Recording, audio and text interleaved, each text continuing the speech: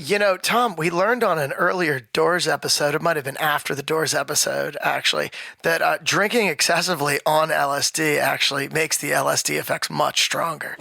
That's what Jim Morrison learned on the roof that summer.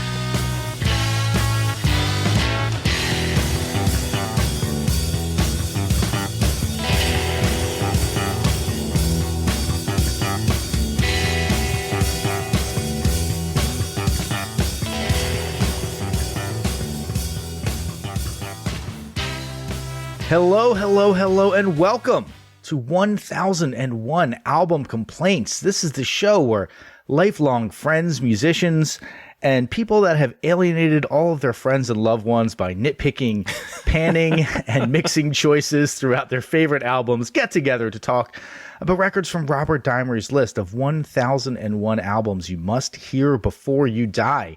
We are going to take a deep dive into the background of this artist leading up to the album, talk about some specific tracks. So if you're not familiar with the album, don't worry. We're going to play enough that you'll be able to follow along at home. We are going to, at the end, vote and tell you whether or not it really does belong on a list of albums you must hear before you die. And as a word of warning, if this is your first time listening to the show and the title did not clue you in, we are going to make fun of this band. We're going to make fun of this album. Now, we are all music lovers, music fans, musicians ourselves. We know it is incredibly difficult to make any piece of art, but everyone must agree there's always some stuff to make fun of. So with that in mind, this week we are diving into a band whose frontman was described by none other than Sinead O'Connor as a genius when he's completely fucked up. So imagine how much more genius he'd be if he wasn't. That's right. We are, of course, talking about the August 5th, 1985 release by the band The Pogues, Rum, Sodomy, and the Lash. Now, to give you a taste of what we have been listening to this week, we are going to play a clip from the opening track on this album, and I'm going to go ahead and apologize to every Irish person out there. I'm going to butcher a lot of these pronunciations, but this is the sick. Now that we have level set, I am going to throw it around the room, and by way of introduction, our cast of complainers are going to give a particularly mean tweet-length review, and I'm going to go first to Phil. Hey guys, good to see you this week. So, on Rum, Sodomy, and the Lash, the Pogues tackle some really important questions, like who wins in a bar fight between your liver and your accordion, and what does it sound like when folk music gets tinnitus? Nicely done. All right. Next, I want to give him a proper introduction later, but please welcome to the show a very special guest, Stephen. Stephen, what is your tweet-length review? Well, I couldn't resist writing a tweet-length review in the style of a Shane McGowan lyric. Are you ready for this? Let's do it. Oh, they gave me the rum and they gave me the lash, as Churchill once mumbled, it's navy, not trash. But this ain't no war, it's a staggering dirge. It's trench poetry sung by a drunk on the verge. There's fiddles and flutes and the ghost of a fight, and it sounds like a bender that lasted all night. So pour one for Ireland and puke on your feet, where history's drunk and can't keep to the beat. No. All right. You know, way better than our tweet-length reviews are going to be. I don't know what Rob's is, but I know what mine is, so I'm just guessing that's better than ours. Thank you, Stephen. Getting literary right off the bat. All right, Rob, what do you got for us?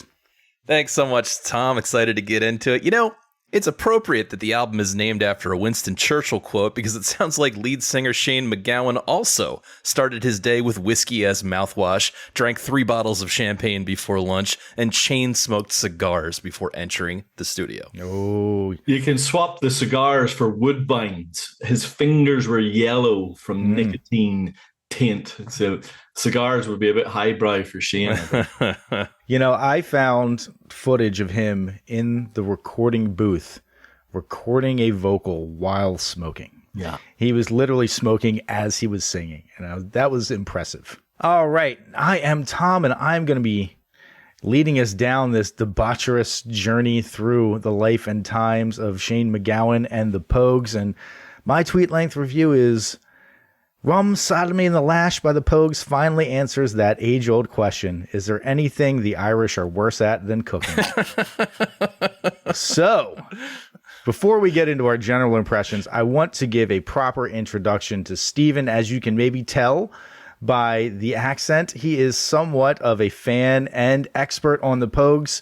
Also, I believe a longtime listener and fan, not to put words in your mouth. Stephen, thank you and welcome to the show. Well, I was a fan until about 30 seconds ago, Tom. It's usually how it works. I run a private vinyl club here in Australia called Shortcuts, and we've got about 450 people who love what we call black gold and good music. And so we get together and we share stories and play tracks. And it's not unusual for the Pogues to be on my playlist. And so it was an absolute delight to be invited to join you folks for this chat today.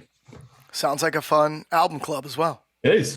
It's fantastic. Can we just clarify for the listeners, though, Stephen, you just mentioned that you're based in Australia. That's but right. I think your way of speaking indicates you may be from a different land. Yeah, I'm from a place called Dungannon, a little town in the middle of County Tyrone, right in the middle of Northern Ireland. So when I was growing up, the Pogues were part of my lifeblood. And also, I think, interestingly, my parents as well. There's a band that crossed the generational divide in Ireland. Interesting. So we'll talk about that as we get deeper.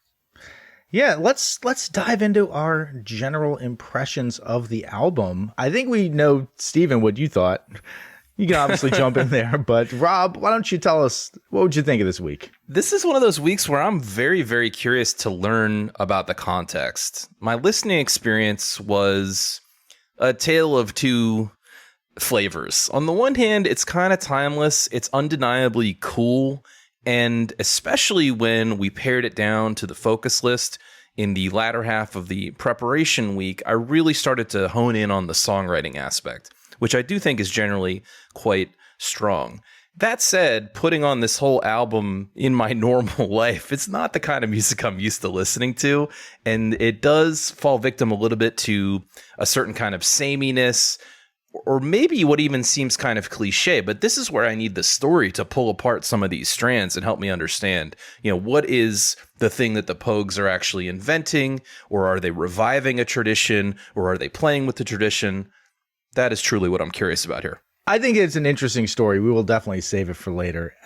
Just to hop into my general impressions, longtime listeners, y'all know what I like in my music. I like good, precise singers. I like lots of harmony. I don't like punk music. And what maybe many people may not realize is that when I grew up, there was a lot of Irish traditional music played in my house. My parents were into like Cayley dancing and stuff, and I hated it. It was always just, to me, the epitome of repetitive, stupid bullshit that I hated. So this album is a mashup of punk and Irish traditional music, sung by a guy who often gets in the neighborhood of notes and waves as he's passing by. So it's a pretty hard sell for me. And I got to admit, I fucking loved this album. I thought it was fucking amazing. In all honesty, I walked in and I was like, I'm going to hate this. 30 seconds in, I was like, I fucking love this. This is so good. That's your distant Irish diaspora kicking in, right? Because listeners don't know your last name, but yeah, you're a part of that same farther distant by generations, I imagine, Tom, diaspora that Shane is also a part of. Yes. Well, this is the thing, because this album, the love for the Pogues, started with the diaspora before it got to Ireland, because they weren't an Irish band. They were a London band. And it was those who had left the country and had those, I guess, longing for home feelings, who found a connection with a group of people where you kind of felt like you were, Irish but away from home. And so it was quite a while before Ireland caught on to the Pogues. They were more famous in America and in the UK before home. And I think that's part of what makes them so interesting. It's interesting because I'm also not a big punk fan. I don't really see a big connection of this music to punk. I think it has a punk aesthetic, or perhaps a punk approach to playing around with tradition. And certainly there's a lot of energy to it, but it actually reminded me a little more of, dare I say, Bob Dylan. And one of the things that helped me contextualize it, and this took a while, is when I really started to dig into the tracks, and then I started to go listen to some of that Irish music, Irish traditional music that you just mentioned, Tom, as a counterpoint.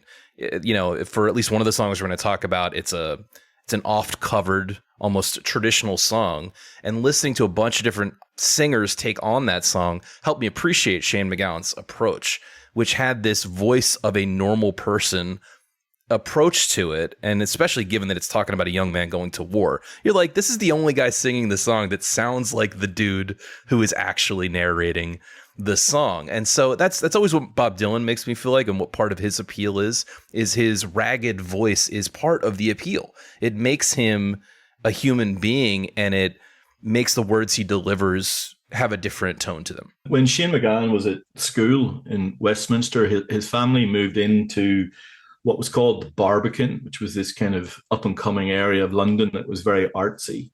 And everyone who knew him would talk about the Bob Dylan records that he would play from his room. So back in his early days, Dylan was one of his heroes. And one of the linkages that you find all the way through Dylan and all the way through Shane McGowan is storytelling. The storytelling and the lyrics and in the songs, there's shared DNA there between that ethos that Dylan had and that folk beginnings. Irish traditional music is effectively folk music. And so they come from the same place, and they ended up where folk and rock mixed with Dylan, it was folk and punk with Pogues. So there definitely is a shared lineage there. Stephen, we're not in the background yet. Don't cannibalize my future content, man. Come on. My apologies.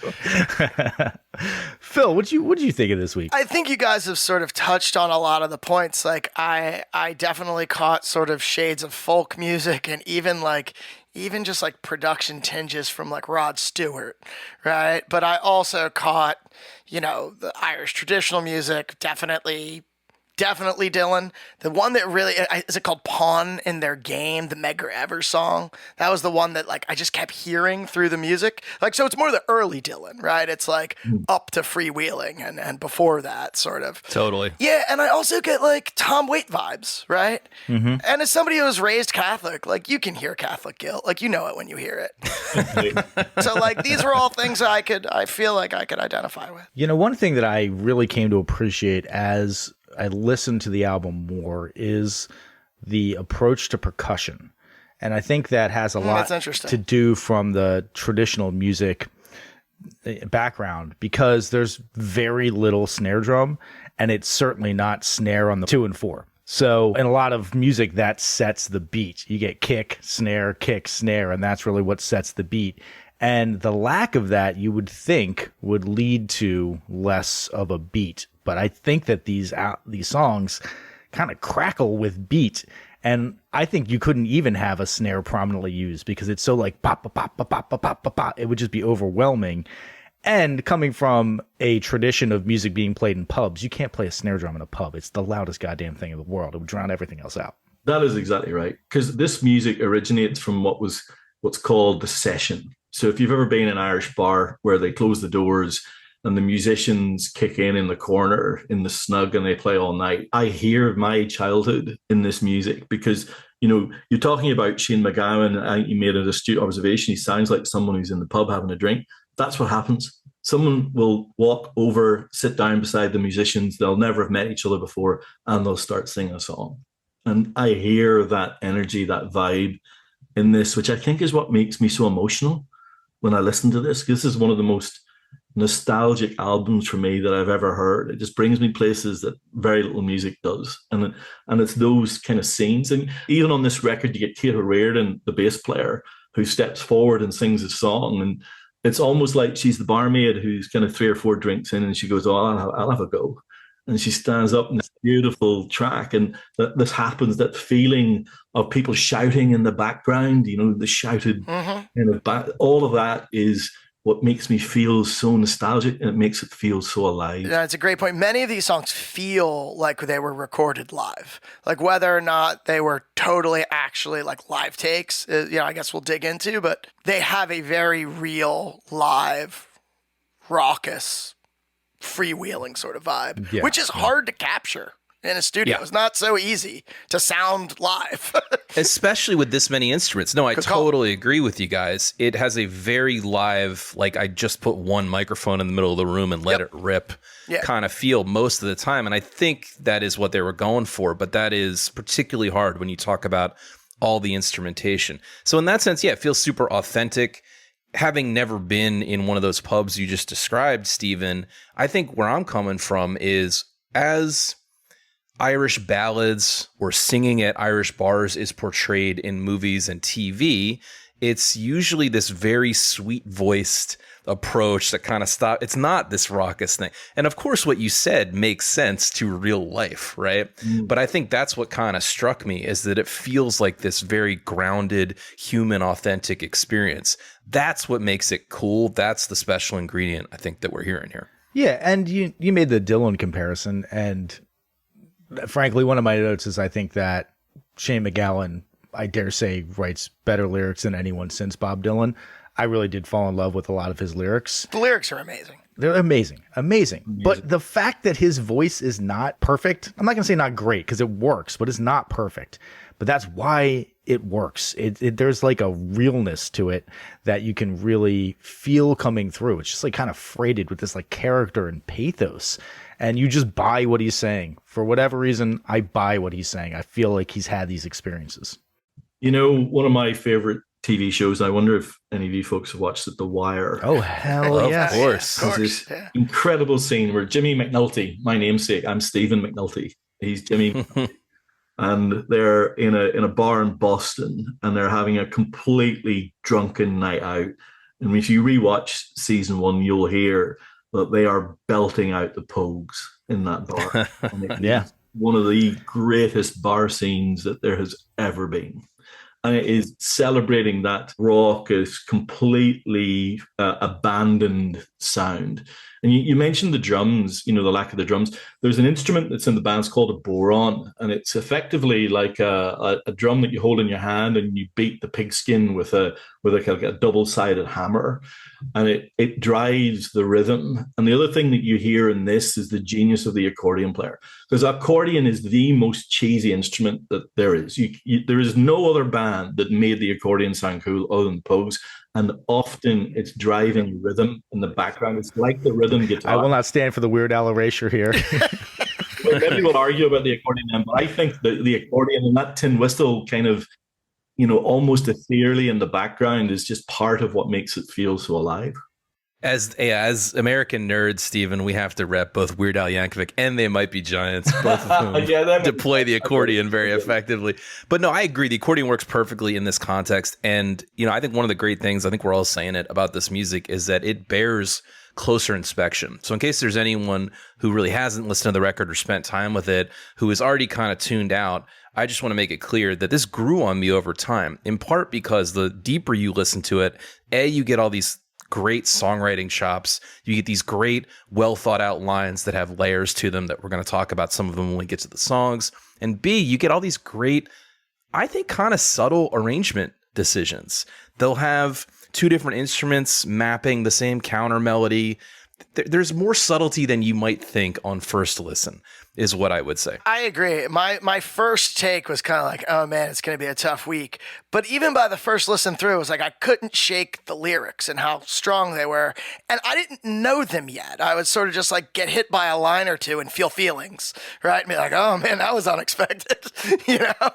I saw in the Christgau review that he said of Shane McGowan that he tests the flavor of each word before spitting it out. Yeah. So I totally agree. I think that's kind of what you're referring to, Phil, is before I even quite knew what he was talking about. And I should acknowledge that when I was listening to this in the background, in part because of his heavy Irish accent, I couldn't always get everything he was saying. I had to kind of pay close attention to do so. But yes. It's one of those records, if you do read along with the lyrics, it drags you into the story in a way that is enrapturing. And the other bit that I love is every so often he spits a line out with such glee that he's so pleased. You know, he describes having a militia baby and stuff. And you're like, oh my God, he knew he nailed that. And those takes, I mean, obviously they didn't labor over the takes. They sound like Elvis Costello grabbed pretty early takes. And that glee in his delivery kind of lives on, doesn't it? It just gives it this extra kind of frisson. Agreed. He's very theatrical. And Yeah, I noted a few of those moments myself where his delivery is what makes it. Yeah, like Tom Waits. You know, you mentioned that there are times when his voice changes, not quite maybe as dramatically as Tom Waits, but you hear that kind of imagination coming through as well. Well, there's a song on our focus list where he pretty dramatically changes his voice, but it's kind of on purpose. But we're going to get to that later. First, we're going to do the background on the Pogues leading up to this album. But before we jump into that, we're going to take a quick break. And we are back.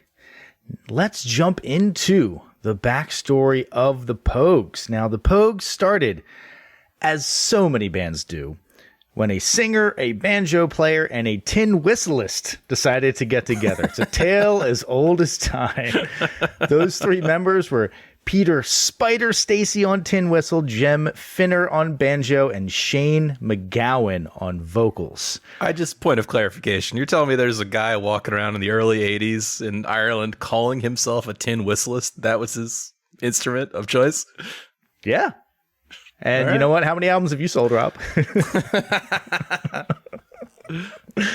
All right. Now, when people think of the Pogues, the X Factor, the guy that makes them stand out, is Shane McGowan. So to truly tell the story, we need to travel back to a fateful Christmas morning in 1957.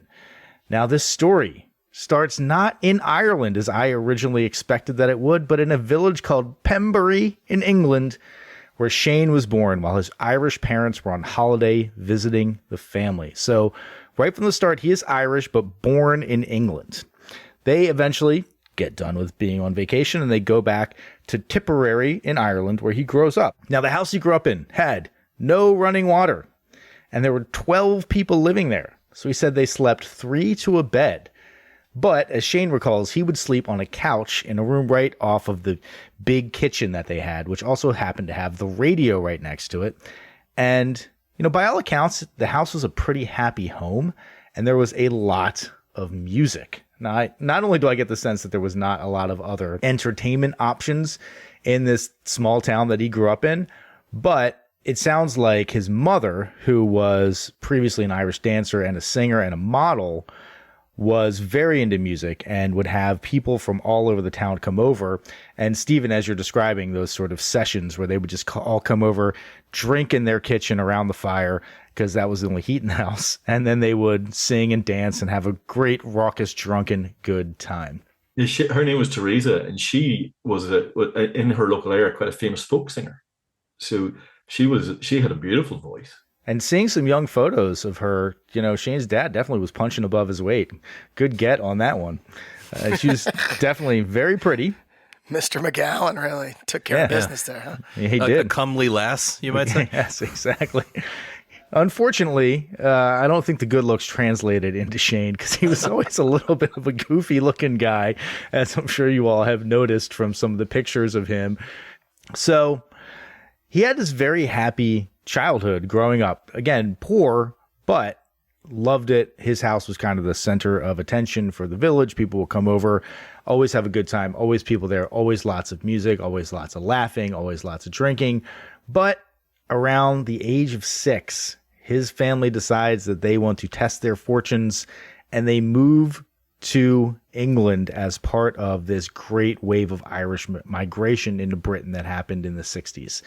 And that had a big impact on Shane's outlook, because, as he says, he basically only had fond memories of Ireland.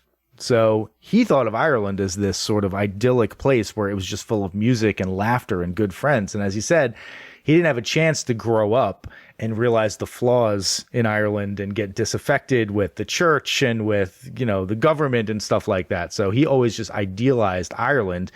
And then when he moved to Britain and living in the UK, he didn't really feel like he fit in.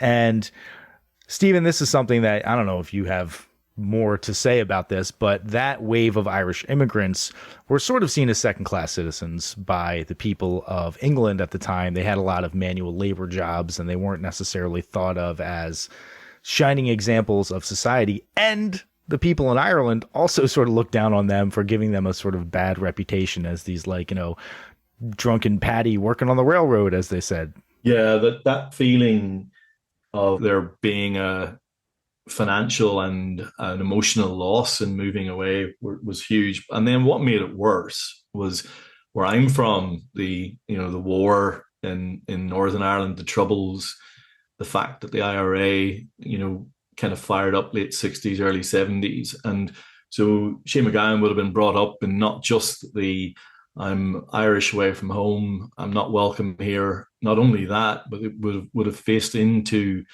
the troubles and the tensions that kind of created that were pretty enormous. And so he was getting it from all angles, really. Yeah. So his family, like a lot of the immigrants at the time, thought that this was going to be a very temporary thing. They were just going to move there for a short period of time, make some money, and then move back. And so one of the things that led to is that there was not a lot of attempt to immigrate into British society.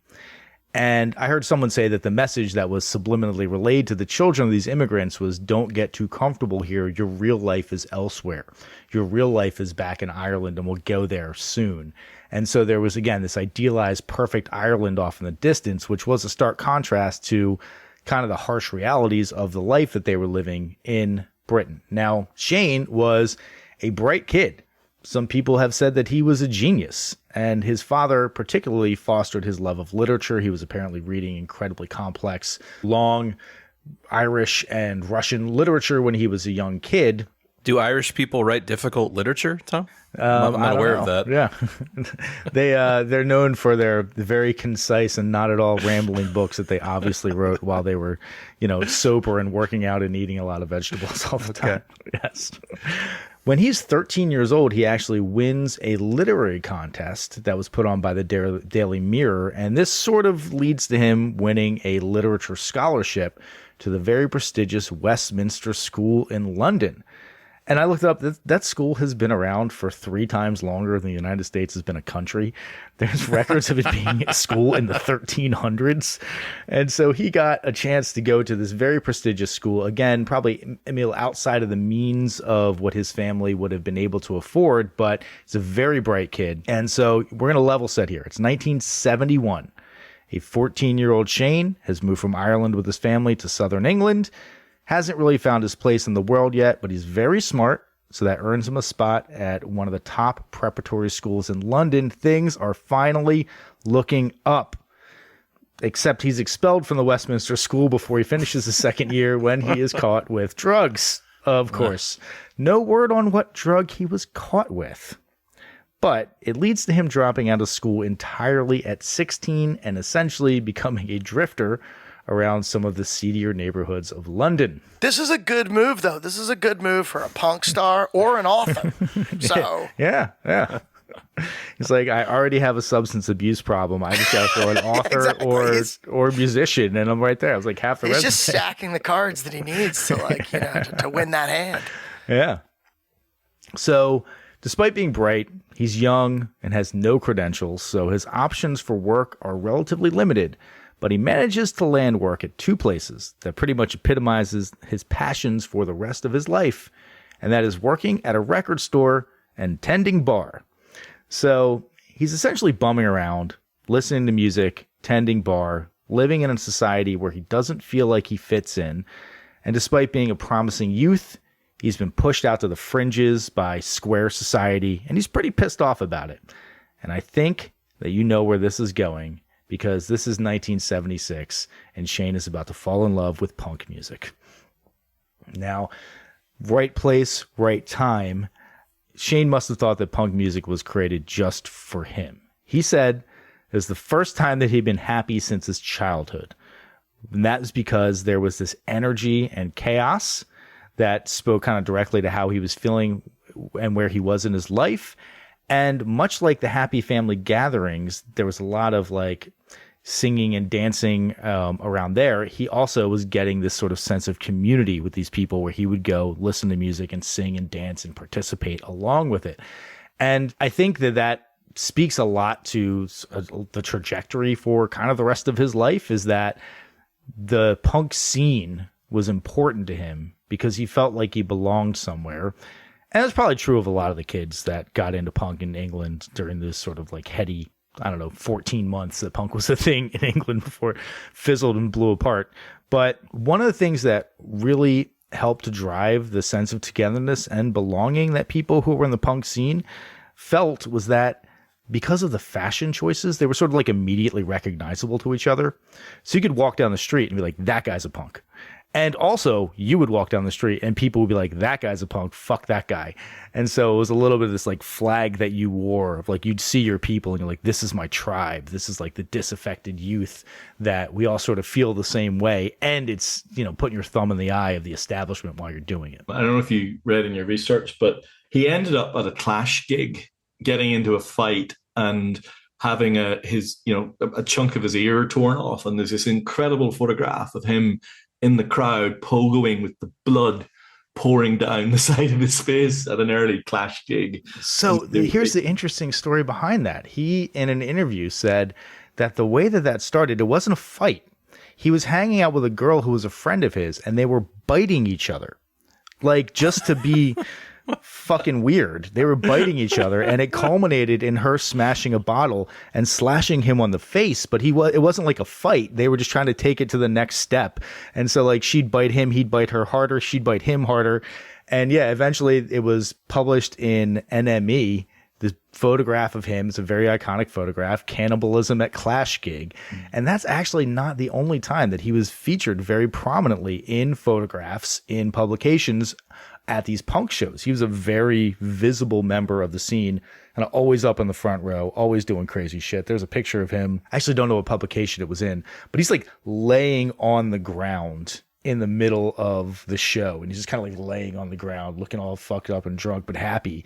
And it's just kind of epitomized this sort of what I think other people looked at as these wasted youth who are ruining their lives with punk. And he's just, you know, having a great time being drunk and laying on the ground. Yeah, these fucking squares don't understand the joy of biting people's ears off. Yeah, seriously. Yeah, haven't we all been there? Going to extremes is kind of part of his personality, and the punk scene would have allowed that to really kind of come out in him, and that extreme side would have been accepted. And he seems like, I don't know if I'd call him a man of extremes, but I would definitely call him a man who pursues his passions vigorously. And one of those passions just happened to be drugs and alcohol, which he pursued very vigorously. But he's a prominent member of the punk scene.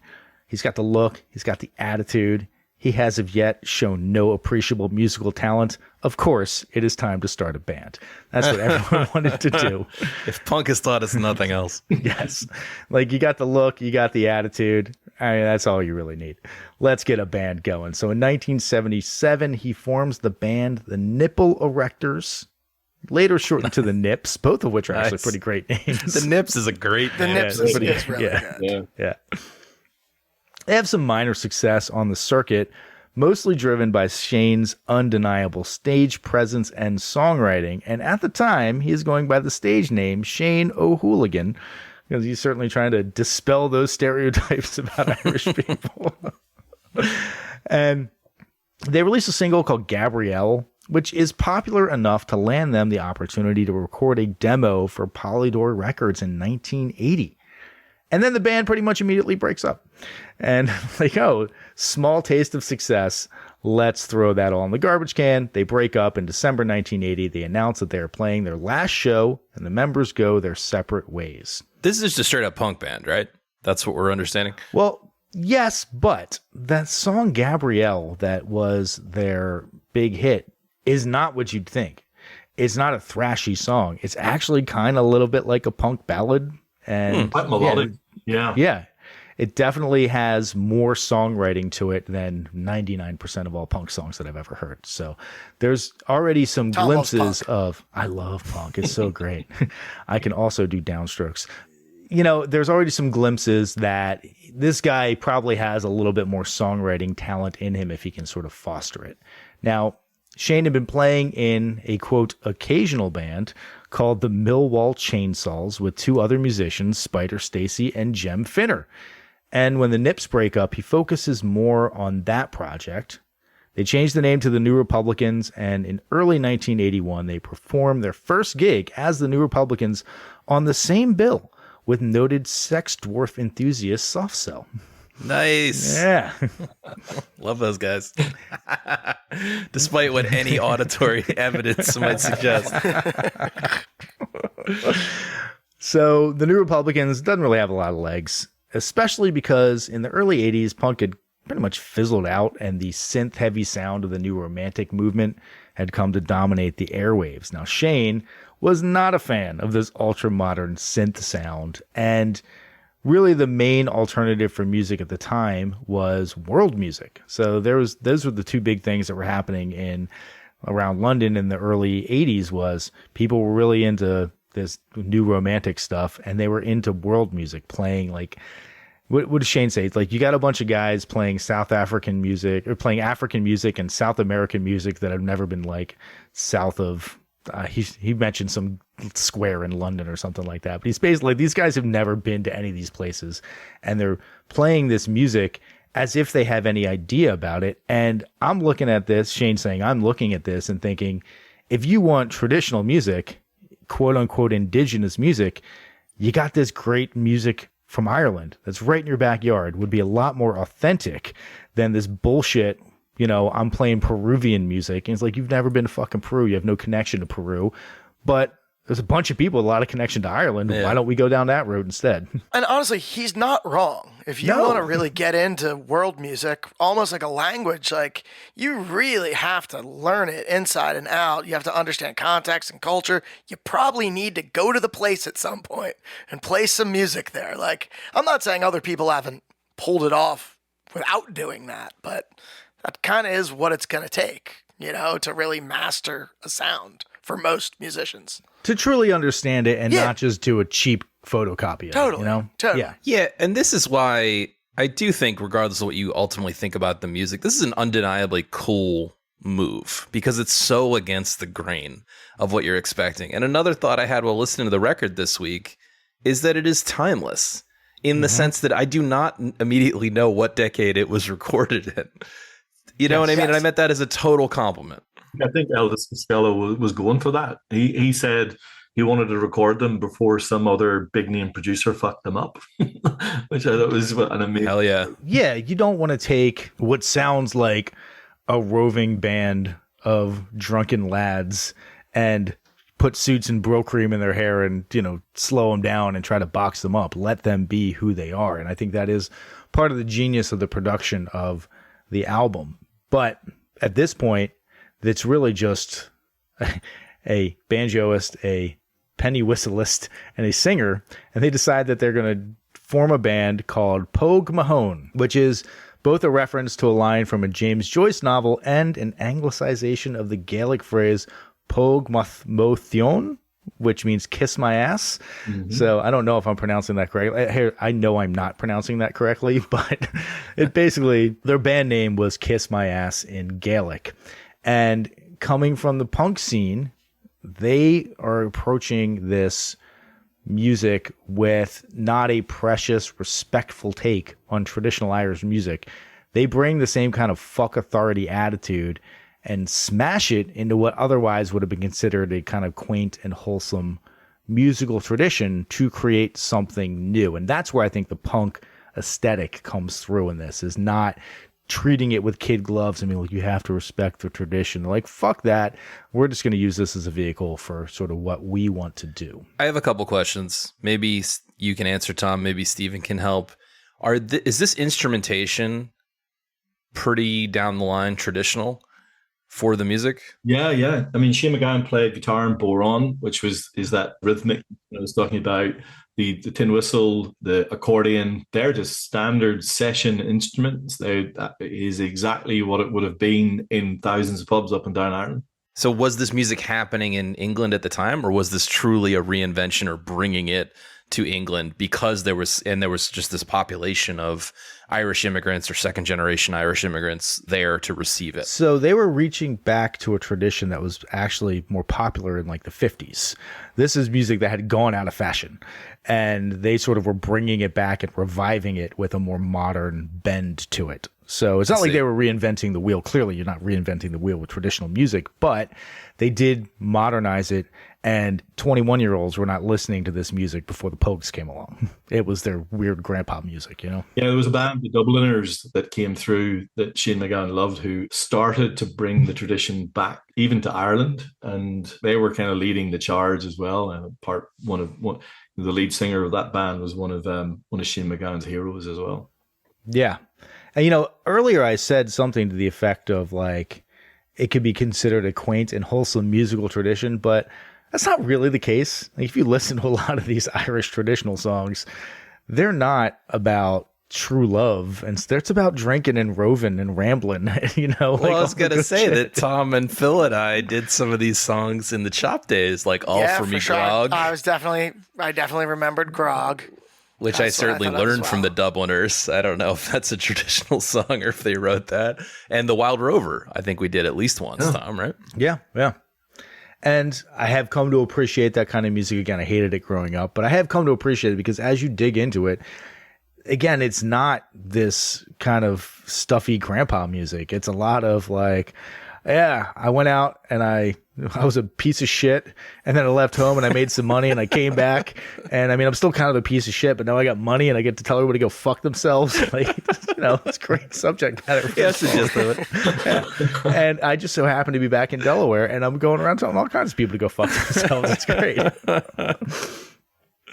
So it has been said that the Pogues could not have been formed in Ireland. They had to come from London, because there was an anger and undercurrent of this disaffection that ran through the music that they were putting together, that they were able to bring to the traditional music and really bring some genuineness to some of the underlying anger and very dark humor that was present in a lot of these traditional Irish songs. The Irish people have pretty macabre senses of humor, and it seemed like living in London as this sort of second-class citizen made that dark humor and that anger and that disaffection feel earned when they were presenting it in song form. And I do think that is probably there's probably a lot of truth for that. The take on Irish music, it particularly spoke to the children of these Irish immigrants who came over in the 60s and 70s and never felt like they entirely belonged in British society. And so a lot of the early fans of the Pogues, Stephen, as you said, were not living in Dublin. They were living in London. And so it was speaking directly to that experience of living as a second-class citizen in another country. And by all accounts, the Pogue Mahone shows, the early Pogue Mahone shows, were a fucking drunken, rowdy, goddamn good time. And I saw some footage of some of them, and they looked fantastic. Yeah. Like, people are kind of going nuts. And one of the things that seeing them live and the way that the crowd responded to them, that's what made me key in on the percussion, because people are like bouncing, like bop, bop, bop, bop, like jumping up and down because the beat is so fast and so driving. And you just see this crowd of like young, angry, but also drunk and happy punks jumping up and down and like kind of moshing with each other, listening to, a guy scream over top of traditional Irish songs. It was kind of captivating, I have to say. It seemed like it probably would have been a fucking breath of fresh air if I was, that in that situation in London in the 80s. I love that description, Tom. Genuinely, I think you've nailed it. That feeling of release and having a band that are ours, that we can love, that kind of subvert and stick the finger up to back home to some extent as well. It just must have been such a powerful feeling. Yeah. Yeah. And, they're playing gigs in and around London. It's through 1982. They're adding members. They notably add bassist Kate O'Riordan and drummer Andrew Rankin. And in 1984, they release a single, Dark Streets of London, on their own DIY label, and it gets them some attention and some national radio airplay. But importantly, it gets them a gig as the opener for The Clash on their 1984 tour.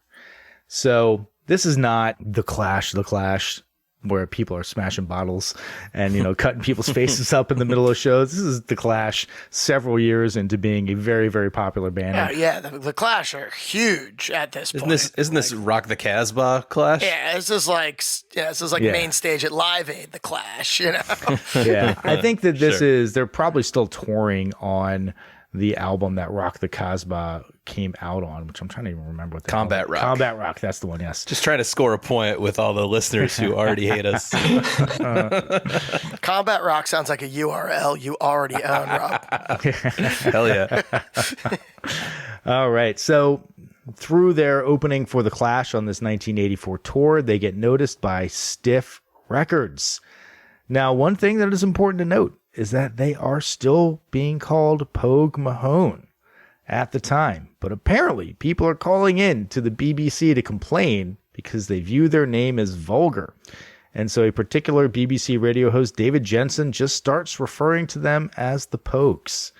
And by the time they get to release their debut album, Red Roses for Me, in October of 1984 on Stiff Records, they are just officially calling themselves the Pogues.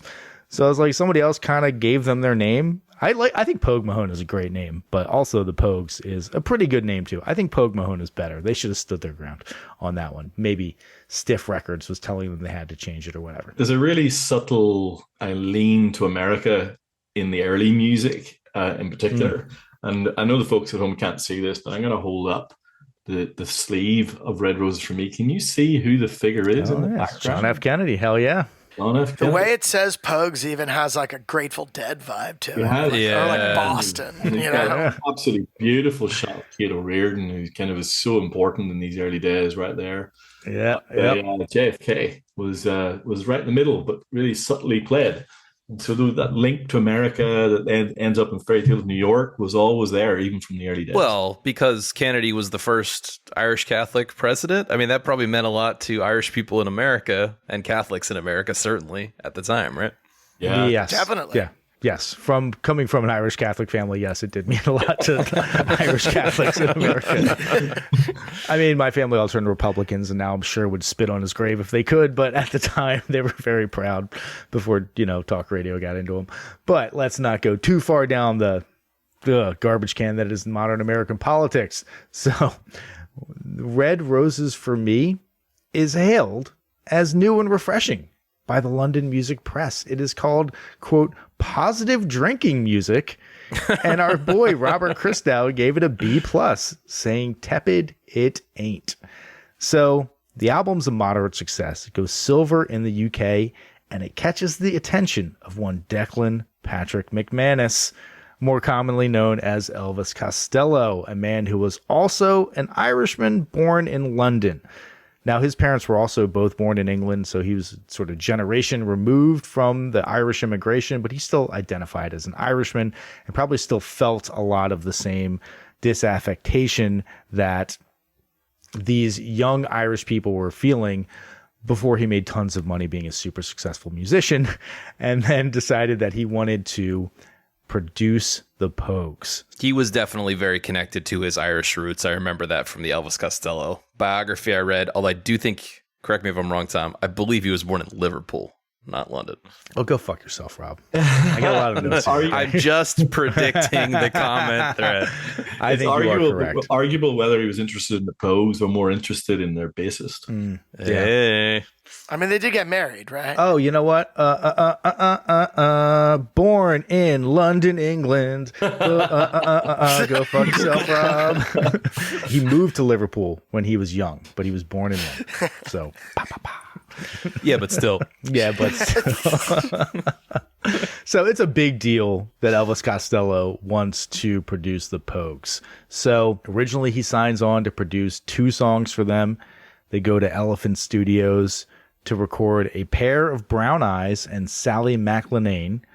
But after they wrap recording of these 2 songs, he says, this is just pretty good. Let's just stick it out. I'm going to do an entire album that eventually become 1985's Rum, Sodomy, and the Lash.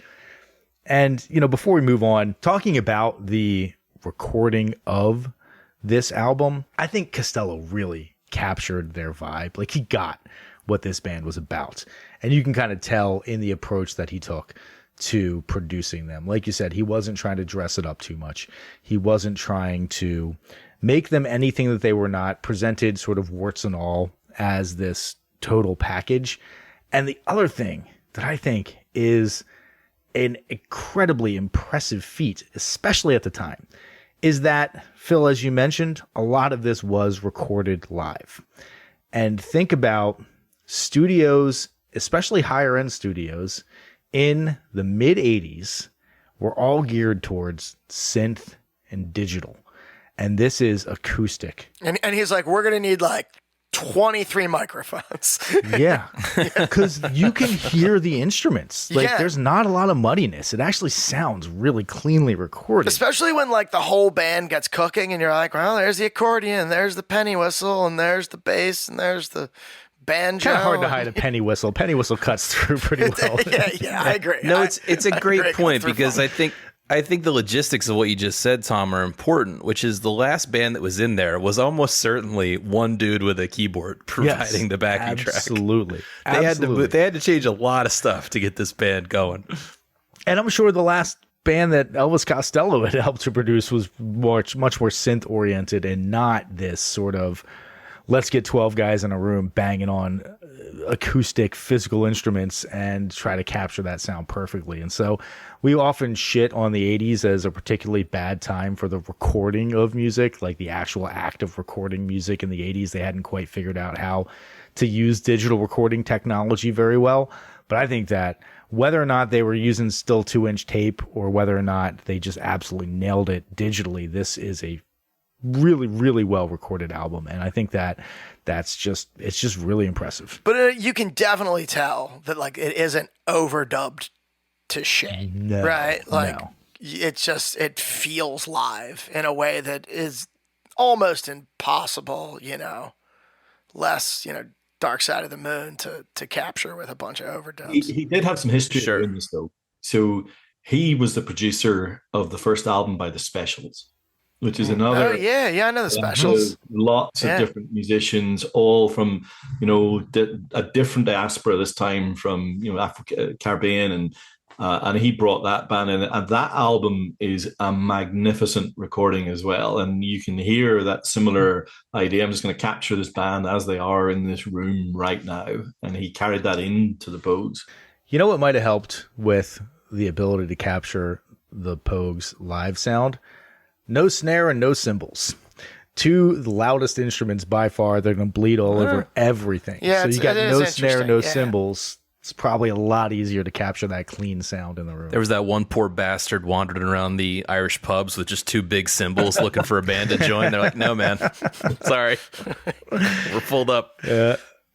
All right. So when Rum, Sodomy, and the Lash is released in August of 1985, it is hailed as a raw, potent album that looks unflinchingly at the uglier sides of society, but also crackles with joy and vitality. There are songs about drinking and carousing, but they are not presented with rose-colored glasses. You get the reality and the consequences of a drunken night on the town and the consequences of a life of having drunken nights on the town. David Quantick of NME said that the album was never sentimental, rarely polite, and is certainly not ordinary.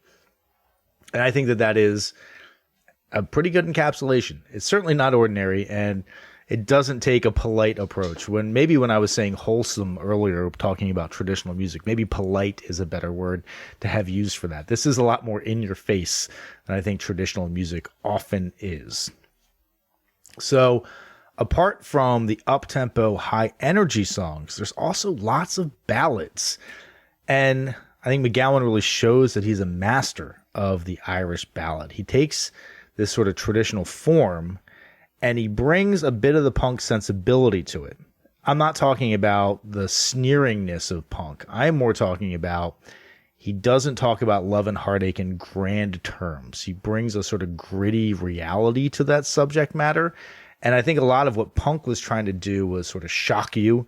And we always talk about freaking out the squares and stuff. And I think he sort of took a middle approach to, I'm not trying to shock people, but I'm not trying to gloss over some of the uglier realities of what we're talking about here. And he rides a very fine line there, and I think he does it incredibly well.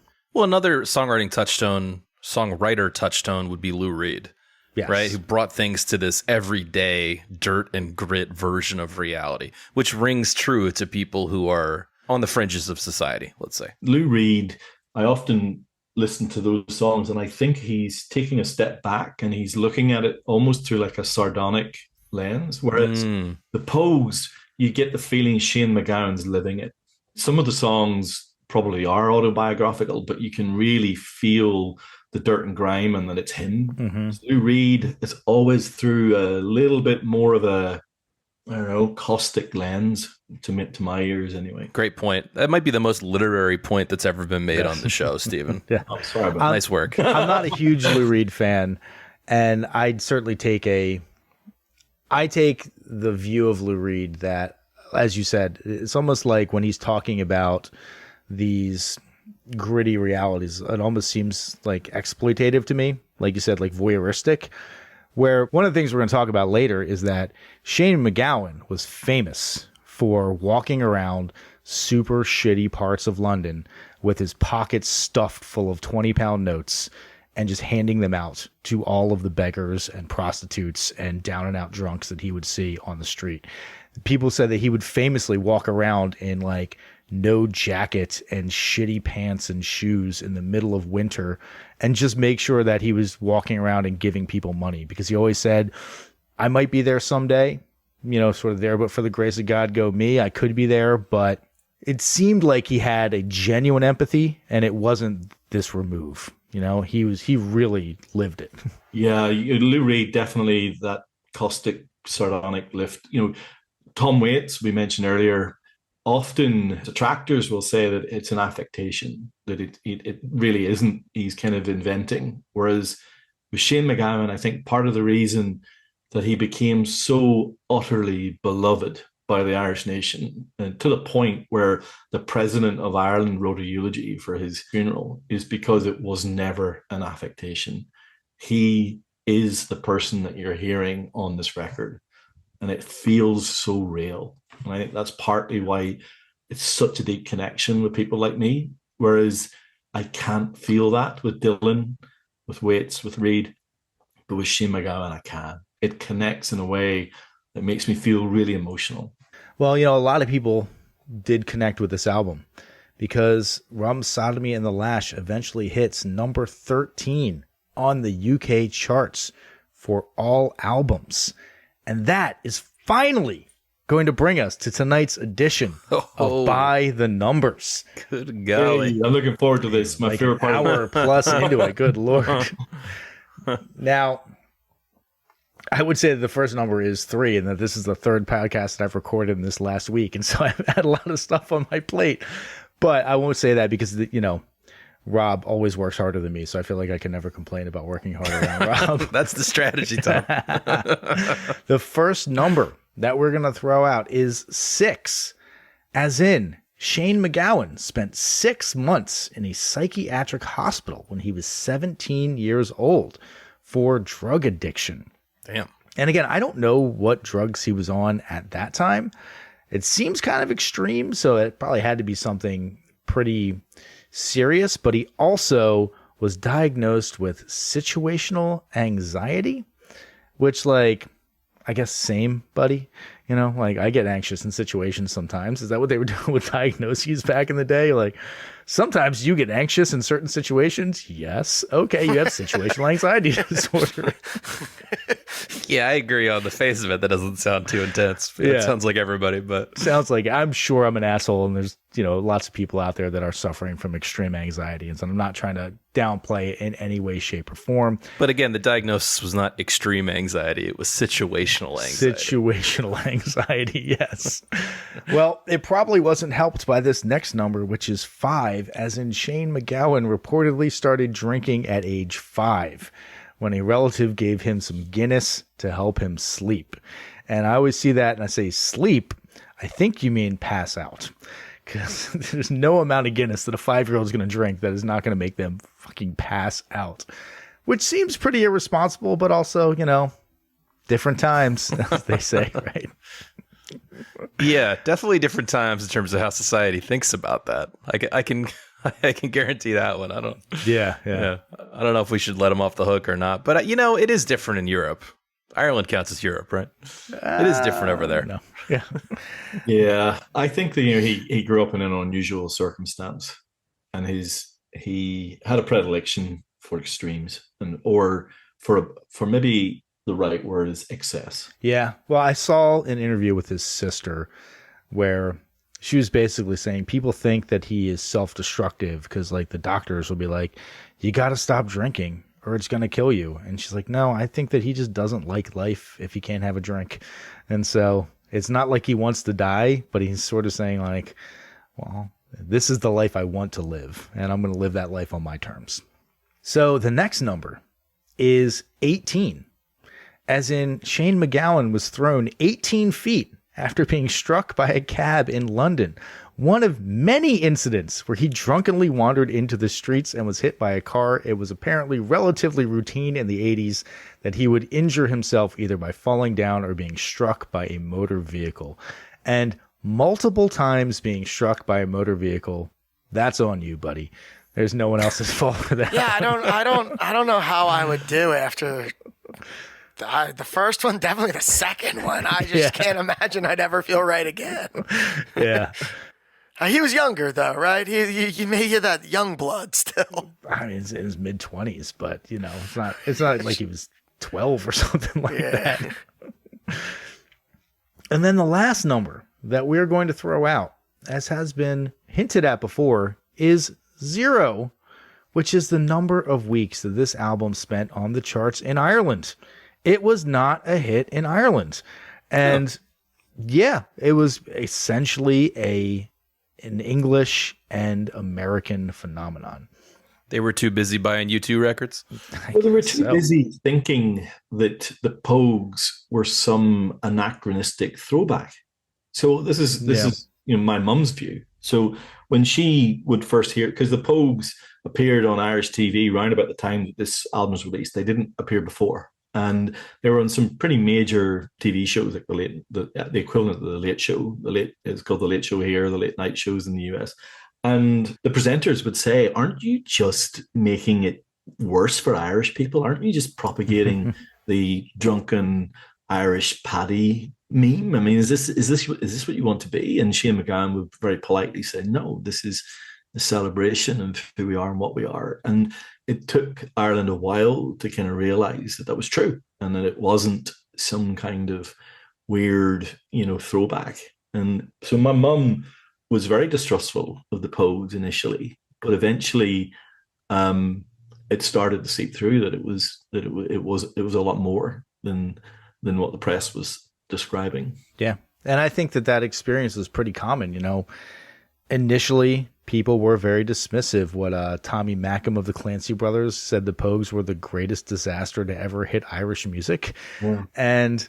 But then, like you said, the president of Ireland writes a eulogy when he dies 35, 40 years later. My mum watched the funeral live on TV. She was telling me last night. It was broadcast live in Ireland. Ah, in his little family church in Nina and Tipperary, where his family were from. And I watched some of the musical performances from that. Yeah. Oh my God, that performance of A Really Night in Soho by Nick Cave is for the ages. Isn't it one of the most beautiful things you've ever heard?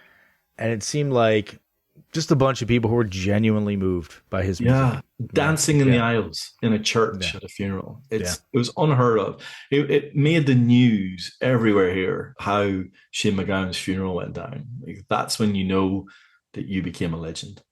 Yeah. So back to the story. They have a hit album. They're poised for stardom on a rocket ship to the top.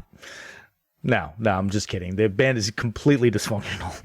And they refuse to record a follow-up full-length album. They instead opt to release a 4-song EP, Pogetry in Motion, great title, in 1986. Then Stiff Records goes bankrupt in 1987, and Kate O'Riordan leaves the band to marry Elvis Costello, although she denies that they were ever married, despite the fact that they were together for 16 years. So, when I heard "I'm a Man You Don't Meet Every Day," I was like, oh, why is Kate O'Riordan stepping out front? Stephen, I like what you said, that it's like the Irish barmaid, but I also think that it was a little bit of Declan McManus being like, no, why don't you sing this one, baby? Yeah, you got a great voice, Well, in the early Pogue shows, it would be an encore, and she would step forward and sing. Okay. So it was a throwback to what Elvis Costello had seen. Nice. So another reason that the band fails to capitalize on their success is because Shane McGowan, who for years has been a legendary drinker, is also spiraling deeper into heroin use and using a decent amount of LSD, which exacerbates his existing psychological problems and lead him down a path of self-destruction that is both heartbreaking and possibly also the most punk thing ever. You know, Tom, we learned on an earlier Doors episode, it might have been after the Doors episode, actually, that drinking excessively on LSD actually makes the LSD effects much stronger. That's what Jim Morrison learned on the roof that summer. Exactly. That's why he had the heroin pill to even it all out. Just a little. That didn't come up in the Doors episode. So, he's experimenting. He's breaking new ground. Yeah. So, just as a quick side note here, the band is able to keep it together despite the headwinds of members leaving, addiction, failing record labels, and they record and release their most critically acclaimed album in 1988. But If I Should Fall from Grace is also on the list, so we're going to end our story here, and it will be continued whenever the Albinator decides to stop its spinny wheel on the next Pogues album. So I think it's about time that we get into some of these songs. What do y'all say? Let's do it. Sounds great. Let's do it. We are going to revisit the opening track on the album. This is the Dude has a way with words. I just want to start calling out lyrics right away. I just think there's a glass of punch below your feet. Just the choice of punch as an alcoholic drink is very cool and very evocative. I love the line where he says, they take you out to midnight mass and leave you in the lurch, so you put a button in the tray and spew up in the church. It's amazing. It's so that's good. Great. Yeah. Yes. You know right. how deep that line is? You know what putting a button in the church, in the tray means? So you would pass around the tray and everyone had to contribute money. And if you were a cheap shit, you would put a button in instead of a coin, right? I mean, so there's so many little layers to it. So it still seems like you're putting change in, but in fact, you're putting something worthless in. Yes. But you're not adding, you're not giving to the church. Yeah. I'm glad you explained that because I did get that from going to Catholic Mass my whole life. But yes, that's important context. I like how at Catholic Mass too, they're so into the collection plate that they have it on a long broom handle. They're putting it all the way down the line. Well, that's in the churches where they don't trust you to hold the tray yourself and pass it on, so then people are going to be pocketing it. Yeah, so we went to a shitty church. The bowl comes on a stick. Yeah. Yeah. Guy walks down the aisles and he holds the stick with a bowl on it. It's like a wicker stick with a wicker basket on the end. There's someone at the label heard this song and asked for it to be removed from the album and described it as incomprehensible. But he said it in the earshot of Shane McGowan, who turned to him and went, "That's the point, you gobshite." Which I absolutely love.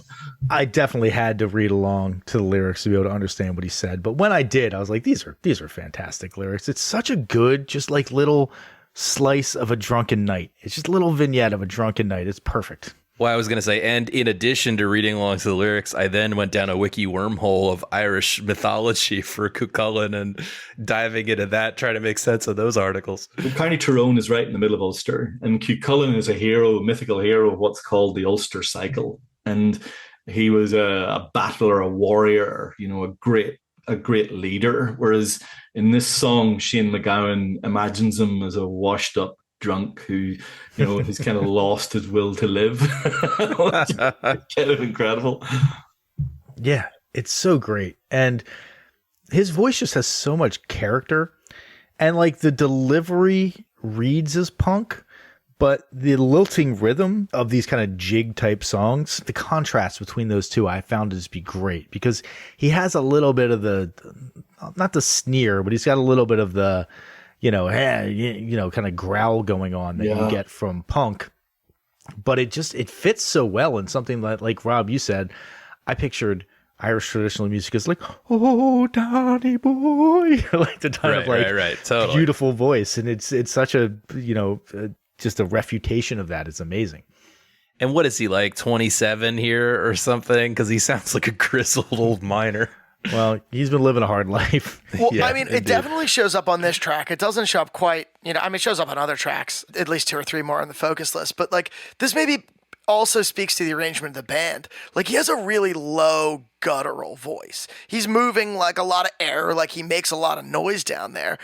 But if there was like snare drum and cymbals everywhere, like this would get lost, right? Mm-hmm. And it kind of sits really well with the heavy string instrumentation, the penny whistle that's like 4 octaves above his voice and like not interfering at all. It's like a bird. Can we speculate on how this was actually recorded? I assume the band is all in a room, the big room, with mics on them, and you're getting a mostly live take. But where do you think he's in a vocal booth? Because there are some songs, not so much this one, where he does sound like he's a little apart from the band. Some of the ballads where maybe they really wanted to capture a cleaner version of his vocal. Yeah. Which makes perfect sense, right? But then you get the off mic 1, 2, 3 count in this song, I think, a couple of times. There's a punk band who were famous for doing that, right? I mean, that's just for me, that's a clear call out to the Ramones. And super punk. Yeah. Yeah. I got the sense that it was not live vocals in a room. It's just impossible to do that. That's kind of my gut feeling too. That's my guess as well. But my question is about the shouting of the count off. Yeah. Where is that happening? That's someone in the band. That's probably Spider or Jim or one of the guys. But it's so low, if it's going into an instrument mic, here's my theory. My theory is it's Shane in the vocal booth. Whether he's on mic or not is irrelevant because they effectively muted him, but you're getting it through the headphone mix of one of the other band members. Because it's so low down there.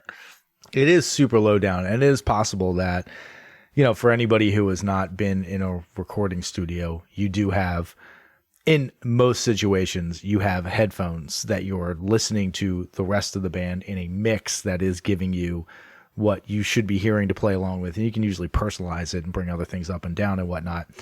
But there's usually a scratch track. Yeah, it also could be a scratch track. Yeah, it's like a non-keeper vocal track that is used to guide you through the song, understanding that it's going to be re-recorded later. So it is possible, Rob, that that's the case. To Rob's point, if it is a scratch track, right, he's got to be way far across the room, right? Because you got no bleed. I mean, I guess he sings kind of low and maybe therefore quiet. But the 1, 2, 3, 4 would bleed. Either it's an extra mic that is way across the room from the other instruments, and someone's shouting over to it, or it's a muted track coming effectively a bleed track. I just thought that was a little interesting production touch that made it feel very real, but actually there was some element of production to that. You know what I mean? It's one of those instances that we sometimes talk about where it feels improvised and live, which was his intention, but in fact, some thought went into it. Yeah, I know what you mean. Yeah. You talk about thought that going into it. I mean, when I was at Queen's University in Belfast, I knew a girl in our halls who was doing a thesis on the work of Irish literature, and she chose this song to write a paper about because the density of the lyrical references to Brendan Behan. I mean, there's this lineage of celebrating literary heroes in Ireland who are also kind of broken people, or people with issues. Like Brendan Behan was also a notorious drunk. He's referenced in the song. George Best, one of the best soccer players ever, had to retire at 27 because he was a raging alcoholic. Oscar Wilde obviously had predilections of his own. They're all referenced. He's referenced as the drunken auntie. The whole song is basically a deep literary allegory to, broken heroes. And what a way to kick an album off. I mean, what a statement of intent. It's like a mixture of imagery, Irish history, pub violence, and grotesque humor, all mixed into 3 minutes and 20 seconds. I just absolutely love it. Stephen, I'm sensing a through line in the downfall of all of those Irish heroes. That's right. All seems to maybe be alcoholism. There is a thing. There's no doubt. But then he weaves that into these songs in a way that I don't think I've ever heard anyone ever do. I just love the structure of this because it comes in and it's slow. You could almost be convinced that you're going to be listening to a traditional Irish album when it first starts out. And then they kick in. And you're like, oh, this is something different.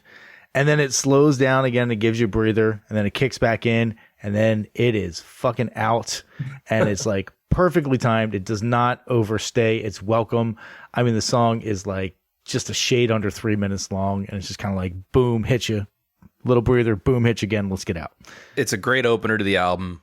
I think it's a very successful song. And I want to mention one more thing, which is what you just mentioned, Tom, the dynamics. When they bring it down, they bring the energy down really effectively before like popping back into the tune. Yeah, it's really cool. But it speaks, the flip side of that is that if I had a general complaint for some of the songs on the record is that they lack some of that dynamic focus, especially when they're in that upward up-tempo jig formats, it kind of blends together. So I really liked songs. I like the ballads a lot, and I like songs like this that play around with the dynamics. Yeah, fair enough. Let's go on to the next song on our focus list and the next song on the album. This is The Old Main Drone. This one hit me hard. I loved the drone. This one gave me the Megger Evers vibes. Only a pawn in their game. Yeah, exactly. Yeah, this gave me that feeling. That drone is the Irish version of Scottish bagpipes. They're called ulian pipes. They're like you fill the airbag under your arm, and it's a lot warmer. It's not as reedy as the bagpipes, so it forms this kind of almost sinister undertone, doesn't it? Yeah, it has an interesting sound. I'm glad you knew what that was. I just assumed it was like an accordion. Yeah. Is this the closest we're going to get you to talk shit on Scotland? You're far enough away. They can't get to you. You're in Australia now. Celtic cousins, my friend. This is great. I tell you what, though, this song shits on London, though. Oh my god! Classic tale of a young man coming to the big city to meet he-males. Yeah, turning tricks. What do they call it? Flick of the wrist. I think that this is where he really trades on the genuineness in his vocal delivery. Because if this was not handled in the appropriate way, it could be seen as not even mocking, just as, like you said, exploitative, removed, whatever. But the realness really does come through. And this sad song about young rent boys, like young male prostitutes, I don't know, it hit me in a way that I did not expect it to hit me. I heard it the first time and I was like, this has got a good melody to it. It's fine. And then I really started digging into the lyrics and I was like, I don't think that there were a lot of people talking about young gay men, male prostitutes, and young cross-dressing male prostitutes at the time, especially not in a way that was respectful and showing the tragedy of the life that they're living on the margins of society. And that, talking about basically like, I came as a young man, had a good time, got lots of pills, and, sure, I had to jack some dudes off in an alley for it. But then I got the shit beat down to me by the cops. And now I'm a busted up, old, ugly dude. And my life has gotten infinitely more shitty. It just, I don't know. It really just struck me in a way that I was not expecting. I think it's what makes it literary, to your point. It has a Dickensian or Les Miserables kind of element to it. And Ari, his voice, Tom, totally agree. His voice really works for me here, where it's like breaking, it's cracking. It feels like he is absolutely the right singer for this song. And of course, he wrote the song, so that makes sense. Yeah. But singers, that it doesn't always line up quite that way. And I think in this case, it really did. Yeah. I don't know why the last line he just stopped singing. I mean, it works, but I don't know why. I liked it. I liked the ending. Yeah. I think it was cool. And you got that drone that we've already talked about, the ulian pipes. Yeah, it was almost like he let the song go, didn't he? I mean, I feel like this one's a difficult one for him. There's always that speculation that this is somewhat autobiographical. And at various points in his life, he hinted that he was, that boy on the Dilly or Piccadilly as it is, or Leicester Square, living this life, or certainly watching people live this life, getting beat up by the cops and, having to, beg, borrow, and steal. It's pretty grim. We're talking about like living on the fringes, right? And we've talked about Lou Reed earlier, and it's like, this makes me think, this conversation makes me think of like Venus and Furs, and I like your point, right? Though that like Lou Reed does take more of a third party voyeuristic approach to like describing these sort of living on the fringes, where this does feel very in it, right? It feels yeah. And it also still has a little joke hidden in there. Between the metal doors at Vine Street, I was beaten and mauled. They ruined my good looks on the old main drag. And I was like, Shane. Yeah. I think that happened right around the time of conception, Shane. Yeah. And the band are awesome on this song too. It's so lilting and subtle and sentimental, but not in a kind of gushy way. The instrumentation here just perfectly suits this kind of grimy tale. All right, the next song on our focus list was not actually originally included on our focus list, and our incredibly demanding and needy guest, Steven, insisted that we add it. This is A Pair of Brown. Steven, why were you adamant that this needed to be on the list? This is the lodestone of the album. This is the track where Shane McGowan truly declared his genius to the world. And I think this is one of the most beautiful melodies, one of the most affecting ideas, this idea that you're being held aloft by this knowledge that you have a pair of brown eyes waiting at home for you. And it doesn't happen. And you end up in pain, and you can only numb that pain through alcohol. And, you know, again, that makes it sound incredibly maudlin, but it has this astonishing chorus where you can really clearly hear Kate O'Riordan's support coming through, and the band, I think, just have a perfect sound for this song. And I think this is where this band reaches a level that very few ever do. You know, I will say I love harmony. I want more harmony in my songs in general. The harmony works really well on this song. I wanted more of it throughout the album, but I thought it was particularly good because it's a low harmony. I'm a big fan of low harmony, love low harmony. It's also not often that you get to say this, but nice accordion. Yeah. Nice accordion on this song. I'm really glad that you called this one out, Stephen, because otherwise I think it may have slipped a little bit through my consciousness. So I really keyed on it after you told us to put it on the focus list. I do think the songwriting is really, really top notch. And if I can add to your beautiful comments, you know, he's doing this poetic songwriting trick of connecting the young man with the old man's story, that they don't initially seem to have anything in common. They find this common ground. I saw that, forgive me, podcast mates, I saw that as a way to connect the tradition of Irish music with what he's doing here in the present. There are all these references through the album of things he's hearing. So you hear him talk about, I was listening to a Johnny Cash song, or I was listening to a Philomena Begley song. The opening couplet here, one summer evening drunk to hell, I sat there nearly lifeless. An old man in the corner sang where the water lilies grow. And so he often bring a soundtrack into the song, kind of like a movie trick, isn't it? You know, absolutely. Shakespearean is the play within the play, right? A scene, you add a song to it, gives you a depth and a meaning. And he does this all the way through the album. He just brings in something that gives it a clout that otherwise would be missing without that genius writing. We didn't talk really about his songwriting process, and I am curious about it, if he poured over every single word like a poet or not. So forgive me if I'm going over the top here. But even the line drunk to hell, as opposed to drunk as hell, it sounds more like a mandate than a result. I just feel like even that one little two-letter word is important to the meaning that he's trying to get across there. You know, I don't know if he labored over every word, but I did see a Nick Cave interview where he was talking about going to hang out with Shane McGowan and being like, hey, like, we should work on some stuff. And Shane's like, yeah, I got a bunch of songs. He's like, where are they? And he's like, I don't know, kind of over there. And he just pointed in the corner, and he said that there was just a bunch of like wadded up paper in the corner. It looked like garbage. He's like, I thought that it was literally garbage. And I went over and I kind of uncrinkled these, and there's just these like amazing songs there. And he's like, I don't know. I just kind of wrote them, and then I get done with them. I throw them in the corner. We'll work on them later.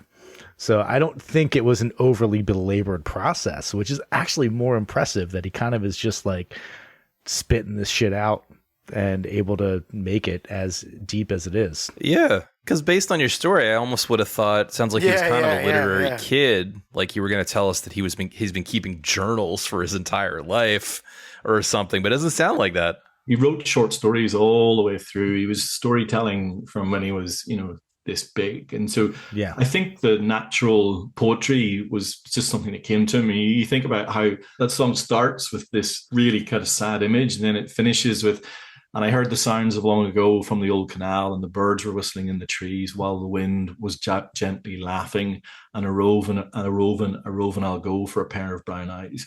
Every time I hear that, I want to tear up. I just like, oh. The first time I listened to this album, I was like, oh, this must be a traditional that they're covering, because that chorus is fucking great. Yeah. And that seems like, how is that still there for the taking? That a rove and a rove. And they don't bring the chorus in until quite late in the song. It builds to it, and then it arrives, and you're, oh my God, wow. You actually hit on the highest compliment I think you can pay a songwriter, which I feel is absolutely true here, where the traditional songs blend together with this guy's songs. And you actually, as a listener, at first glance, certainly, or really until you look it up, cannot tell the difference.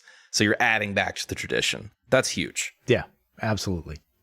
And he brings it to the present. You know it's not an old traditional song because he sings about listening to Johnny Cash. You know, there's a sign, I was listening to Johnny Cash on the radio. You're like, okay, this is not what I think it is. What is this exactly? And it just speaks to me. All right, the next song that we're going to cover on our focus list is the song Sally Rob, I know what you're about to say. You're going to call this the low point.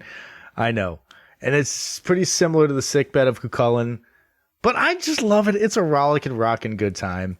And this is the type of stuff that I definitely pictured just being super fun to be listening to while doing an activity. You know, whether that be hanging with your friends, roving around the town, you know, dancing at a concert, God forbid going to the gym, something like that. Tom, you said like a rocking good time. I listened to the song and I was like, what does this remind me of? And like the more I thought about it, the further away I got, like, you know, and then it hit me all at once. It feels exactly like it's called Take Me Away. I think the first song on Chocolate and Cheese by Ween, which is a ridiculous comparison, but it's the drum fills. And then it just like drops and I'm like, oh shit, that's hilarious. Look, it sounds very live. It's definitely got energy, no denying it. But this kind of was my experience before I really keyed in, started reading lyrics, started listening, is it just kind of blends into the background for me. They don't really change up the cadence. Seeing this band live, it'd be a completely different story, of course, right? This is the kind of energy you want at a live show. But certainly of the ones you put on the focus list, for me, it just doesn't really jump out. That's all. It just feels like a well-trod path that they're hitting again, and it's a little too easy to ignore for me. Fair enough. I will say I had an original low point that I put on before I realized that I was listening to the expanded, reissued version of the album and not the original release, because my original low point for the album was the song London Girl, which I thought was just fucking garbage and not what they do. Tom's trying to like low key say that he agrees with Elvis Costello's choice to cut that song. It's like that song is terrible. That song's garbage. I'm sorry. It's just not what they do. Tom and Elvis, two peas in a pod. Exactly. I think that this is one of these songs that resonates to me because it talks about people leaving home. So, you know, Jimmy's our harmonica player and he's got his place in the pub and he makes people happy playing harmonica, but he thinks of something else. And he goes to this place and there's this beautiful line where they say, we walked him to the station in the rain. Kissed him as we put him on the train, yeah. It was so reminiscent of when I left home. It's just completely, okay. And then you got that call and response where you hear the band, you know, yelling out, you know, away, you know, far away. And this is kind of, you know, a little allegory that's deep in the song. And this is the type of song that you would hear in a session. You would hear it exactly as it is. And you would have people yelling that line back. And if you ever saw the Pogues live, that's what happened. This was a call and response song. It was like a huge thing. There's some great live performances of this. You can look up the performance they did on the Old Grey Whistle Test, where they just completely knocked the audience away. So maybe this is a song that doesn't quite translate as well on the record as it does on the in the live setting. But I find the story of coming home and finding all these people have gone, some to heaven, some to hell. That I love it. You know, Rob, I think that this song might answer your question of, does he belabor every word, because he rhymes way with away. And, you know, there's lots of words that rhyme with away. You could have picked a different one for that. So I'm going to say no, didn't overly belabor every single word. Man, that's a harsh pick. Let's go on to the next song on our focus list. This is The Gentleman's Soldier. This mastered so much lower than the rest of the record. That's yes. Yeah. What the fuck? We need a story here. It's not like that on the album. The Spotify on this absolute shit. Thank you for clearing that up. Yeah, because I was like, what the fuck is it? It's so much better on the album. You know, I don't know what the hell they did on the Spotify stream of this, but they buggered. That's a weird problem. Yeah, is it that they upload an unmastered version? The volume is so much lower. It's actually bizarre if you think about how they could have even gotten to that point. When I was originally listening to the album, I would turn it way up when this song came on. And also, the next song we're going to talk about, the band played Waltzing Matilda, also super low. And then it would kick back in to another song and it'd be like blowing my speakers out. And I'm like, what the fuck? I thought maybe Elvis Costello was just like, let's just take that one down. No, it's a pretty big difference. I agree. It must be a mistake. I actually thought initially that this was going to be your low point, Tom, and I agree. It's always a bit dicey to do voices in the context of your song, but it really grew on me. It's a whole performance in a song. I 100% agree. I put this as my low point, and then I was like, actually, this one's pretty fucking good. I like it because the voices he does are so ridiculous. Like the voice of the woman, it's so funny. But also has my favorite delivery of a line in the whole album, where he delivers this bit with such glee. When 9 long months had come and passed, the poor girl she brought shame. She had a little militia boy and she didn't know his name. And he spits that line out like it is just the most caustic insult. And I could completely hear him just loving that little couplet. Yeah. And one thing that I can also say in defense of this song is that it certainly does not overstay its welcome. It gets in and out in a sparse 204. Just about the time you're like, okay, that's about enough of the fucking voices. They're like, yeah, the song's over. We're done. We got it. I know the album experience it's different than the live experience, but this is the kind of song that if I saw a band perform this live, I know in my heart that it would convince me they were great. Yeah. Agreed. And don't remember the drums go rat-a-tat-tat. The gunfire. When you listen to this on the album, when that little bit happens, man, the drums are just it's kind of one of the few moments of drums like that on the record. And that's where you're like, oh, that's a snare drum. Where's that been this whole goddamn album? Yeah, it jumps out. Yeah, it sounds like a gunshot when it. Exactly. It definitely gives me like the feeling that it wants to feel. It wants you to feel like you're being shot at. Yeah, it wants to wake you up in that way. This is a through line that we haven't mentioned yet, which is war. All the way through this, right from the album sleeve, all the way through. Sure. Referring to the Navy, the number of songs, and we'll get to one very soon where there's an illumination of what man does to man in a pretty brutal way. And this is a fun side of the soldier and militia side. It's kind of like a bit of a jokey song. Well, Stephen, that is a fantastic segue into the last song on our focus list and the last song on the album. This is And the Band Played Waltzing Matilda. When I was a young man, I carried my pack, and I lived the free life of a rover. From the Murray's green basin to the dusty outback, I waltzed my Matilda all over. Then in 1915, my country said, son, it's time to stop rambling, 'cause there's work to be done. So they gave me a tin hat and they gave me a gun, and they sent me away to the war. And the band played Waltzing Matilda as we sailed away from the quay.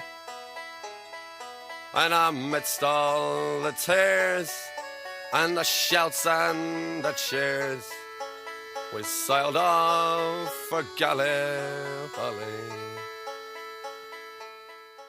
Such a beautifully written song.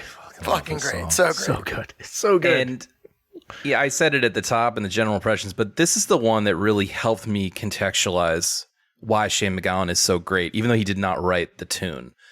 Because I went and listened to a handful of other versions of this song, because there are many, including the original. and Joan Baez and things like that. And they all have beautiful voices. And he sounds like the guy in the song. And it makes it real in this way that all the beautiful voices cannot. I think that the thing that really stood out to me, and again, I know he didn't write the lyrics, but it's the way that he delivers it, where it's at the end of the song where he thanks Christ. There was no one there waiting for me to grieve and to mourn and to pity. And I think that that kind of sums up his whole kind of attitude towards life. He's like, you might look at me. I've had my teeth bashed out. I have hepatitis from drinking so much. I'm a fucking wreck. And you know what? Fuck you. I'm happy and I like my life. And I don't want your pity. And I think that that just really kind of summed up his entire approach to life. Is he's like, I don't want your goddamn pity. And I'm thankful that there's no one here to pity me. And that I don't know. After learning about his backstory, that line stuck out to me in particular as like almost a mission statement for him as a person. You know, living in Australia, this song has a completely different impact for me. So this is a song about the Gallipoli massacre, where Australian and New Zealand soldiers walked into an ambush by Turkish soldiers and were wiped out. And here in Australia, there's a reverence to this event. And so every day there's an Anzac Day where people celebrate the national identity of Australia, which a lot of people kind of, up until the First World War, Australia was like a confederate, like a mixed state. But after fighting alongside the Allies in that and having those things happen, there was a national identity that grew out of this. And so this song about Gallipoli is very dear to Australians because it kind of is a somber side to something that has grown into a kind of a weird celebration of national spirit. And so the way that Shane McGowan delivers it just kind of hammers home what happened, and it has a real relevance to those of us who live in Australia. Wait, here, I'm a little slightly confused. Are we referring to this song or the song that the song refers to, Waltzing Matilda? No, this song refers to a soldier going to Gallipoli. And in fact, there's even a line where it talks about Gallipoli and a soldier coming home. And so this is a story of that event through a very different lens to the more jingoistic way that it can be treated here in Australia. And this is something else now completely. Eric Bogle Road. And he was born in Scotland but lived in Australia. I think it's kind of a really interesting thing that all of these people emigrate to Australia and then form a view and do something, you know, that talks to the birth of the nation. I guess my question is because Waltzing Matilda is also a song that this song refers to. Well, it links in that traditional song. So Waltzing Matilda is its own thing, but the band playing Waltzing Matilda that he describes when they're going off to war, you know, the band were playing. Yeah. It's like it's multi-layered, and Shane McGowan I think it's one of the great anti-war songs. One of the great. Yeah. And Shane McGowan absolutely nails it. This is the definitive version. Yeah, I listened to a bunch of other versions and none of them come even close. Yeah, this is definitely the one. Like you said, Rob, this is how the guy who actually is in the trenches would be singing this song. And yeah, Shane McGowan, I will give it to him. He seemed like he sort of lived life in the trenches for a lot of it. And that definitely came through in his songwriting and in his delivery. Lying in the trenches but staring at the stars. So poetic, Stephen. Lying in the trenches. I think we know why he's lying down. Yes. But does that make this an album that one must hear before you die? That is right. It is time for us to vote. I am going to go first to Stephen. No, it's not a record. That album kind of sucks, this actually. might be the greatest Irish album ever made. I can't think of many that are as impactful as this in terms of declaring a national genius and kind of creating a vibe. The other albums that followed were what Elvis Costello described. They're produced by Steve Lillywhite, and they sound that way. But this is the Pogues. This is distilled, pure, beautiful Pogues doing something that just celebrates Irishness in a way that no other band ever did before or since. I agree, Steve. Fuck you too. Phil, what do you have to say? Yeah, I mean, I definitely, after the first listen, was not so sure where I would land on this and definitely felt a strong leaning towards no. It grew on me a lot and it's still growing on me. Really impressed with the songwriting. It does have just like a really unique emotional delivery. Like some of the songs just land in a way that is very hard to land. So yeah, I'm going yes. I'm definitely still a little smitten with this and still learning it and kind of looking forward to the next Pogues record. So that's a yes from Phil. Awesome. Rob, what say you, good sir? Yeah, it's a full-throated yes from me. I think the sign of a great record is, one, it's something you can't get anywhere else. I certainly think this qualifies. And number two, it's what, Phil, you just mentioned, which is on each repeated listen, I discover more to like about it. I discover more about it. And so my brain is continually intrigued. That's a sign to me of a great record and a great band. So easy yes from me. All right, well, I'm going to round this out with a perfect 4 for 4. What more could be said than was already said? Struck me in a way I wasn't expecting, and I enjoyed the shit out of every listen that I did this week. And it is very rare that after listening to an album multiple times over the course of every day of a week that I'm like, no, I'm going to listen to that again pretty soon. And this is one of the albums I'm going to listen to again pretty soon. So I'll probably listen to it this coming week. The songs are still stuck in my head and I still enjoy them. So there you go. As we said before, Shane McGowan, unfortunately, is no longer with us, but tossing it up to you up there, buddy, whichever way you are, up or down. Your band made it on the list. Congratulations. You have the admiration of 3 Americans and an Irish Australian. That's all you could have ever wanted, right?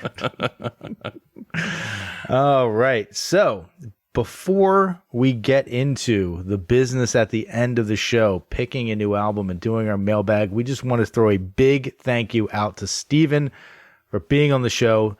Steven, thank you so much for coming on. And honestly, your insight into the songs was deeper than we could have possibly gotten to in our short period of time with this album. So thank you for coming on and sharing your thoughts with us.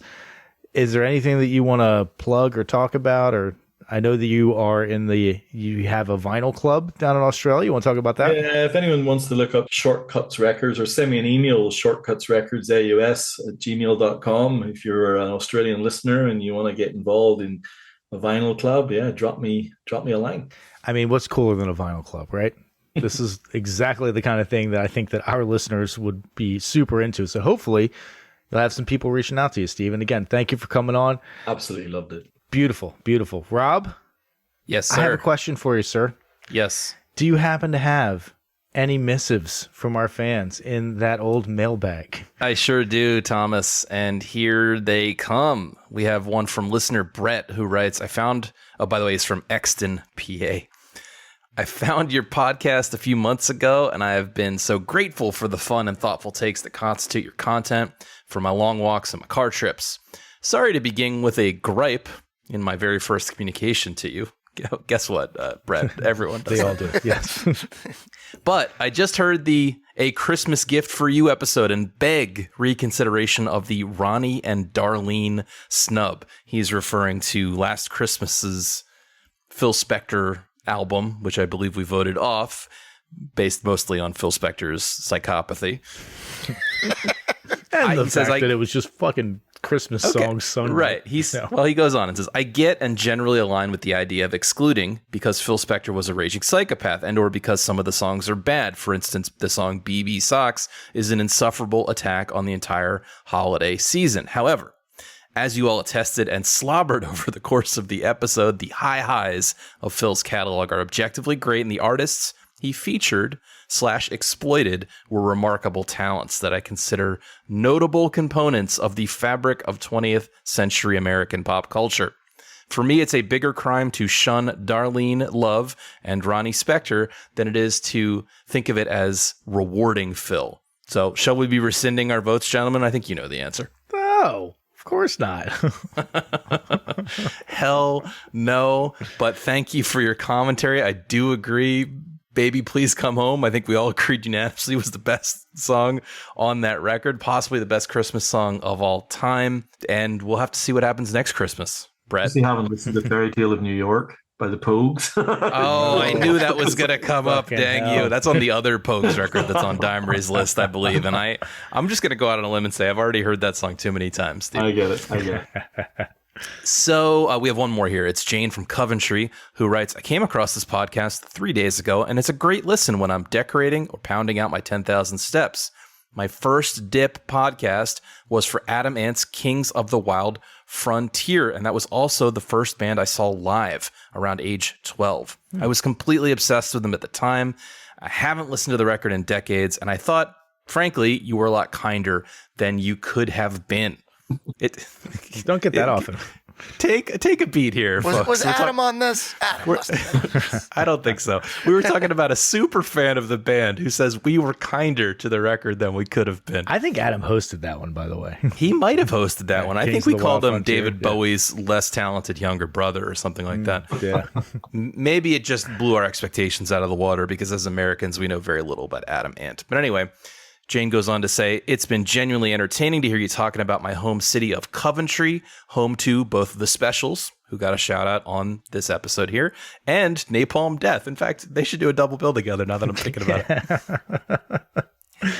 I appreciate the freedom of your disagreement and your unwillingness to conform to the views of your peers. I'd say that's a hallmark of our lives. Yes. Jane, thank you for taking on this mammoth project with enthusiasm and an open mind. We love it when you send us emails like this. Tell us about your personal experience. Tell us what we got right. Tell us what we got wrong. We love it all. We take it all into our hearts. Send it our way at 1001albumcomplaints@gmail.com. All right. Thank you, Rob. Thank you to everyone who has written into us. And thank you to everyone who is still listening here at the bitter end of this show when we get our homework assignment for next week. And I must say, it's a special treat for me to say this. Normally, we will bust the Albinator out and we will pick an album randomly. However, Rob, Phil, and I, and possibly even Alan, are all going to be in the same location. And as a result, we are going to cover an album that I think is probably pretty near and dear to our hearts. This is Television's Marquee Moon. That's right. My God, what a pick. Television, fronted by Wilmington, Delaware's own Tom Verlaine, baby. Oh my right. God, that is probably my favorite album of all time. I Can confidently say There are it's the all best of my thing to come out of mates right Delaware. now who are yelling at you going, that's Steven's album. No, I did not. I honestly did not know that, but we're all going to be in Wilmington. Tom Verlaine's from Wilmington. Come my on. God. It's about to happen. We're going to talk Live from Television's Delaware, Marquee baby. Moon, live from Delaware. It's going to be a drunken good time. Much like a Pogues album, it'll be a drunken, raucous good time with lots of mic bleed. So get ready for next week. Listen to Marquee Moon by Television. Thank you to everyone for listening. From everyone here at 1001 Album Complaints, I have been Tom. This is Steven. I've been Phil. And I'm Rob. A boosh.